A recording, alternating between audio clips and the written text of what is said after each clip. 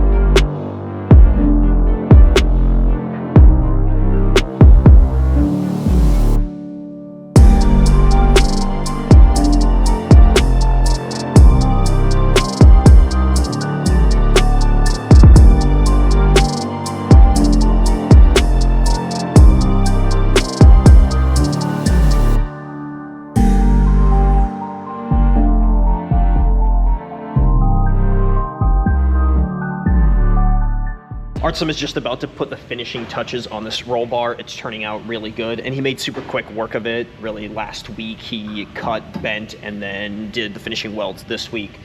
And really the catalyst for that was we were waiting on some parts for the twin turbo setup up front.